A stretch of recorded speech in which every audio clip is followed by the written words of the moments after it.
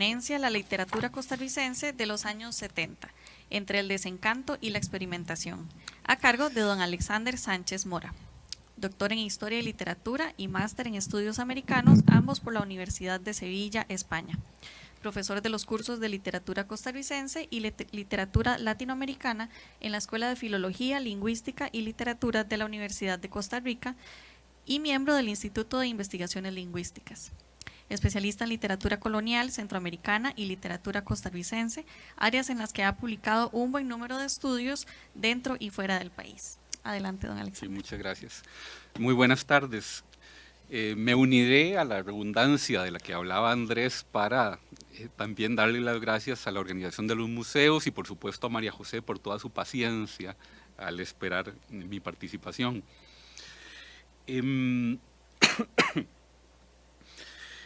Prescindiré del uso de imágenes, así que apelaré a su benevolencia, a su indulgencia para mantener el interés. A cambio les ofrezco ser breve. Lo que presentaré es una síntesis, un panorama, una visión panorámica muy apretada sobre no la literatura costarricense de los años 70, que sería mucho más ambicioso, sino de la narrativa costarricense de los años 70, que es un campo de mi especialidad. Para ello me basaré en algunos estudios previos que he realizado, pero voy a prescindir del andamiaje teórico y de los análisis formales muy exhaustivos, muy sesudos y muy aburridos. Y voy a presentar entonces simplemente los que considero los hitos, esos momentos especiales, esos momentos estelares, diría Stefan Zweig, que constituyen lo fundamental de la narrativa de esa década. En el imaginario de la literatura costarricense, la década de 1980, no la de 1970, la de 1980, se figura como una época de renovación y auge.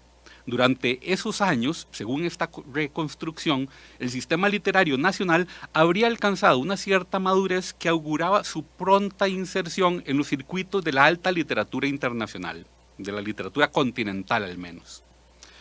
Eso parecía augurar la aparición de novelas como María la Noche, de Ana Cristina Rossi en 1985, Tenochtitlan, 1984, de José León Sánchez, La Guerra Prodigiosa, de Rafael Ángel Herra, de 1986, y también los primeros trabajos de una serie de jóvenes escritores como Ana Istarú, Rodrigo Soto, Carlos Cortés, Uriel Quesada y otros. A despecho de que algunas de las expectativas por entonces creadas no llegaran a cuajar en el pleno reconocimiento internacional de estos escritores y sus obras, lo cierto es que esa década sí quedó investida de cierta aura de esplendor. En oposición a esta feliz memorabilia, el recuerdo literario de la década de 1970 es más bien gris, como si se tratara de una simple transición entre un periodo y otro. Esta imagen no podría ser más falsa. Estos son años de gran actividad y también de cambios en la escena literaria. Por una parte, confluyen textos de escritores de más edad que se mantienen activos. Textos como A ras del suelo, de Luisa González, de 1970, y Murámonos Federico, importantísimo, 1973, de Joaquín Gutiérrez, con los de otros que por entonces más jóvenes, como Responso por el niño Juan Manuel, 1971, y Diario de una multitud, un texto clásico fundamental de Carmen Naranjo, o Ceremonia de casta, 1976, de Samuel Robinsky. Es la época, además, de una creciente intervención del Estado socialdemócrata en el ámbito literario, mediante la creación, por supuesto, del Ministerio de Cultura y de su muy activo Departamento de Publicaciones. Y además de la apropiación, gracias al otorgamiento de premios y de su inclusión en los programas de lectura obligatoria del sistema educativo, de los escritores comunistas, como Adolfo Herrera García, Luisa González, Joaquín Gutiérrez, Carlos Luis Fallas y Fabián Dobles. Prácticamente todos ellos reciben premios. Fue el Premio Nacional, el Aquileo Echeverría, el Pío Víquez de Periodismo, pero todos fueron premiados. El 17 de octubre de 1970, para dar una imagen inaugural de esa década, el 17 de octubre de 1970, el diario La República llenaba su portada con el siguiente titular: Simbiosis en relaciones económicas pidió presidente Figueres en la ONU, y anunciaba con bombos y platillos la ovación recibida por nuestro mandatario. O sea, la década se iniciaba con los mejores auspicios. La economía costarricense había experimentado desde los años 50 un crecimiento sostenido, merced a una coyuntura internacional particularmente benévola y a un decidido proceso de modernización. Los índices de educación y de salud se acercaban a los de los países desarrollados y la expectativa de vida había pasado en promedio de los 55 a los 65 años en apenas una década.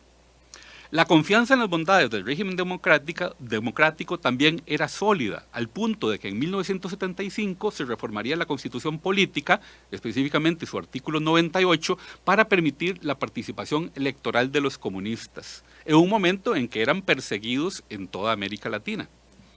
A pesar de tan felices pronósticos, la literatura del periodo, en consonancia con la dimensión crítica de la escritura de ficción, mostró otra cara de esa Arcadia tropical y avisoró los contratiempos que se cernían sobre ella.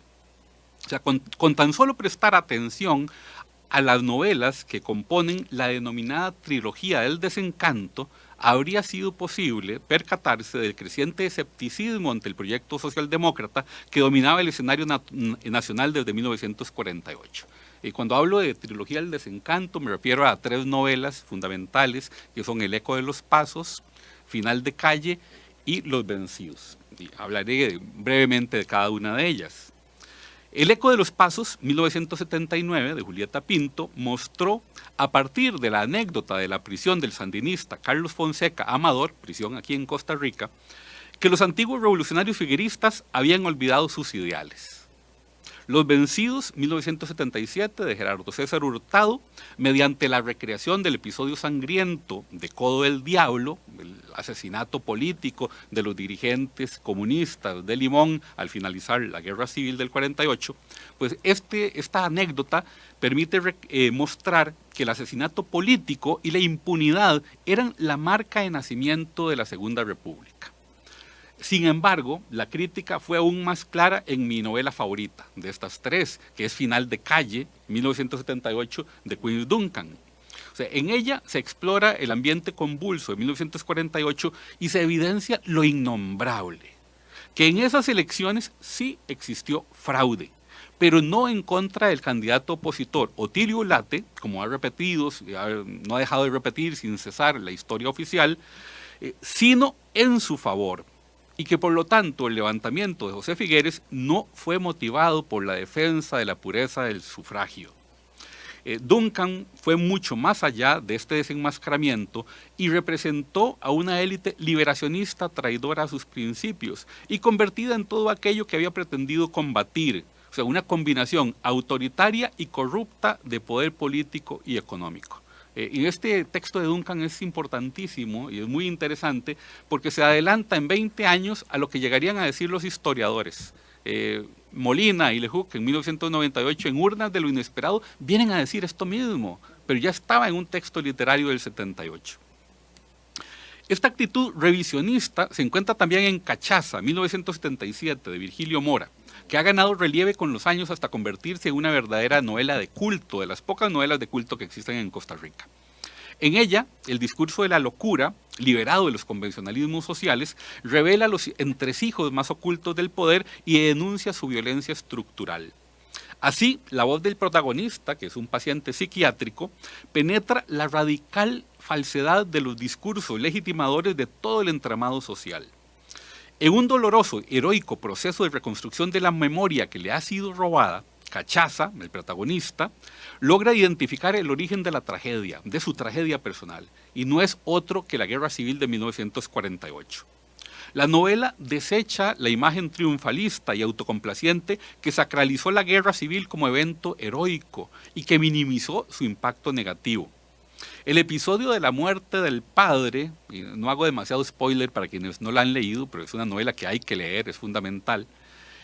El episodio de la muerte del padre muestra que tras el levantamiento armado no se impone el retorno al orden y a la seguridad, sino a la violencia institucionalizada.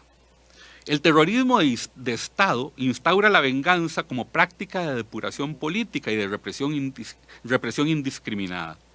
La violencia ciega que propicia la muerte de este hombre inocente enfatiza la también violencia y la irracionalidad radicales del proceder del bando victorioso, es decir, de los que se convertirían en liberacionistas.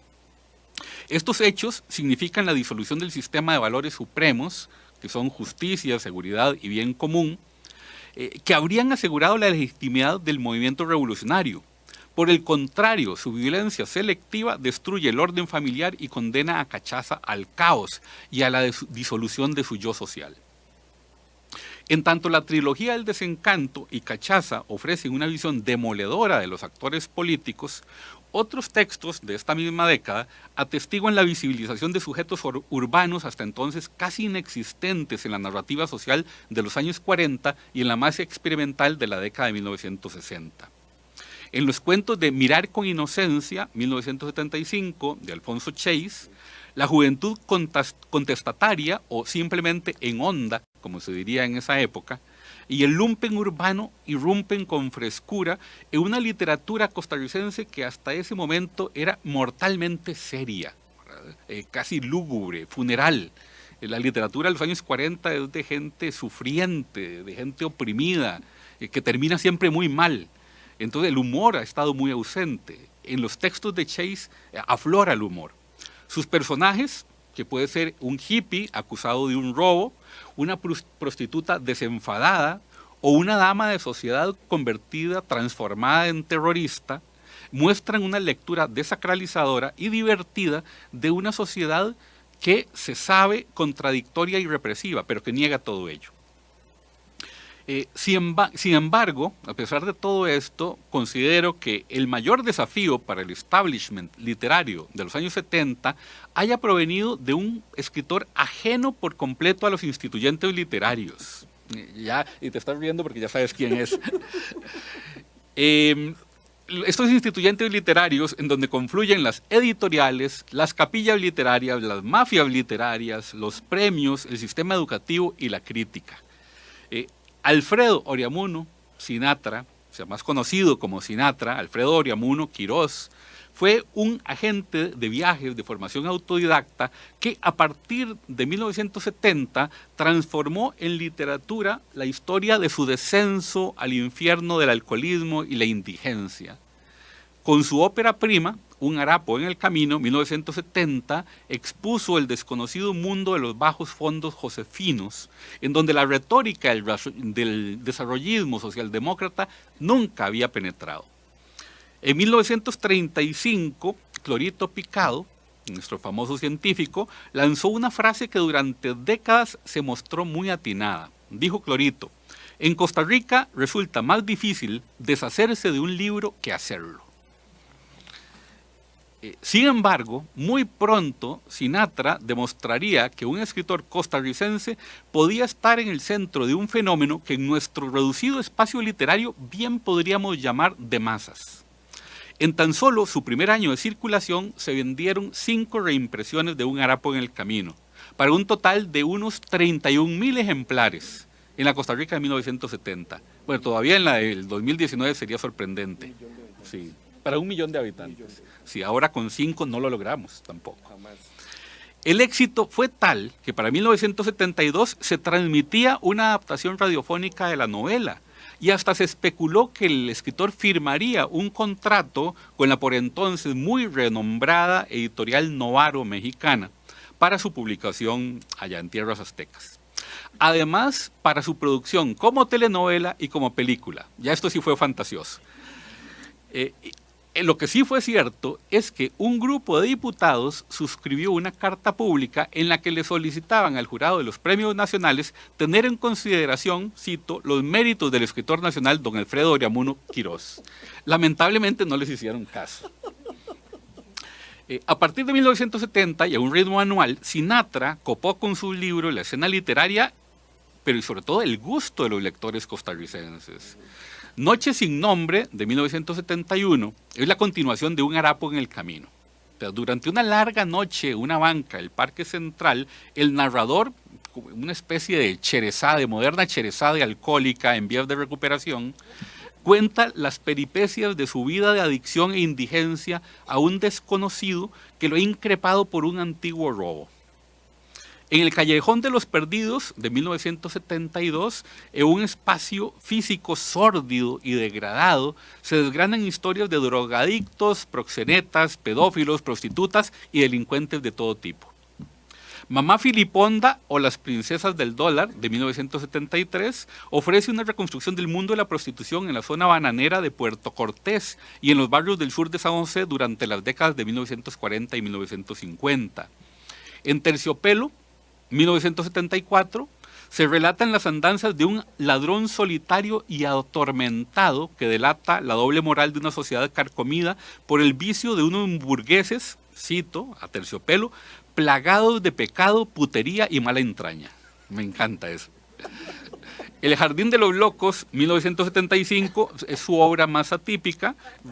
El Jardín de los Locos, del año 75, sí, por eso es atípico, ¿verdad? Porque reúne una serie de relatos que van desde el típico romance de oficina, bastante raro en Sinatra, hasta la amistad entre un niño y un anciano. Yo creo que aquí le estaba afectando la popularidad. Su última novela, Las hijas de la Carraca, 1976, transcurre en un mísero burdel y la acción se mueve entre una región bananera del Pacífico Central y la zona aurífera de la península de Osa. Y esto es interesantísimo porque hasta el día de hoy son zonas que literariamente no existen en Costa Rica, no se escribe sobre ellas. De nuevo, el trasfondo de las acciones del héroe trágico lo constituyen la violencia, la enfermedad y el desarraigo. Generalmente son, además, enfermedades de transmisión sexual. A pesar de este indudable suceso, y esto es lo que resulta muy interesante para los historiadores de la literatura, la obra de Sinatra resultó desde siempre sospechosa para los críticos literarios. Algunos la calificaron como carente de valor estético. Incluso el más importante historiador de la literatura costarricense del último medio siglo, Álvaro Quesada, dijo que las obras de Sinatra habían circulado mucho, pero que eran de pocas pretensiones estéticas. Y con eso despachó el asunto. Calificaron a Sinatra como carente de valor estético y como expresión de una realidad vulgar sin ningún tratamiento literario. En el mejor de los casos se le reconoció como un testimonio de valor y entereza para sobreponerse a la adicción al alcohol. Este diagnóstico elitista, por supuesto, es el que ha prevalecido en la crítica y la historiografía literarias, preocupadas tan solo por las obras cumbres y ciegas ante fenómenos sociales de tanto relieve como el de esta literatura plebeya, así la llamé en un artículo periodístico que había escrito hace tiempo. Pese a sus posibles limitaciones formales, porque es cierto, sí tiene limitaciones formales, los textos de Alfredo Iramuno constituyen un notable hito por su impacto y difusión, posiblemente mayores que los de muchos de nuestros clásicos nacionales, así como por su lectura desgarrada y en nada complaciente con la imagen plácida y armónica de la nación costarricense de los años 70. Y ya voy concluyendo. La portada de la República del 17 de octubre de 1979, ya al final de la década, habla del rechazo japonés a la Universidad para la Paz, de una investigación en la fábrica de licores y de disturbios en la capital salvadoreña. O sea, poco quedaba del optimismo y la autocomplacencia que habían abierto el decenio. La literatura costarricense había dado cuenta, entre tanto, de la duda, del cuestionamiento, de unos discursos que pretendían proyectar una versión de una Costa Rica bucólica, pero una Costa Rica bucólica que no había resistido los embates de una sociedad en acelerada transformación. Muchas gracias.